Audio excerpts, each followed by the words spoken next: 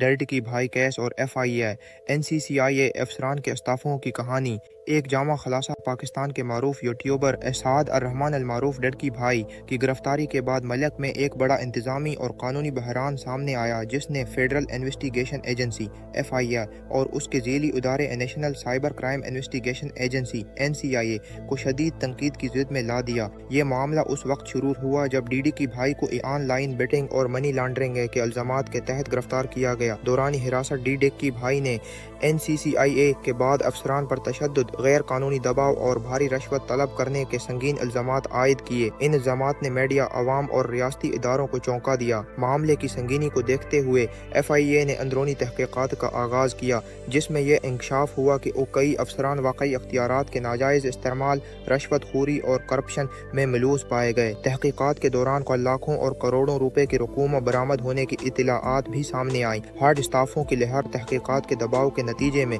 نومبر 2075 میں NCCIA کے 59 افسرانوں نے اپنے عہدوں سے استعفے دے دیے۔ ان میں additional director, deputy director, assistant directors اور دیگر افسران شامل تھے۔ بعد ازاں وزارت داخلہ نے 4 سینئر افسران کے استعفے باضابطہ طور پر منظور کر لیے۔ اہم ناموں میں سرفراز چودھری ڈپٹی ڈائریکٹر، محمد عثمان، شعیب ریاض اور عاصمہ مجید اسسٹنٹ ڈائریکٹرز شامل ہیں۔ غیر قانونی اور انتظامی اثرات استعفے دینے کے باوجود تحقیقات اور فوجداری کارروائیاں جاری رہیں۔ بعد افسران کو حراست میں بھی لیا گیا۔ FIA نے واضح کیا کہ استعفی دینا قانونی جمع داری سے نجات نہیں ہے۔ قومی سطح پر اثر یہ کیس سائبر کرائم اداروں کی ساکھا پر بڑا سوال بن گیا۔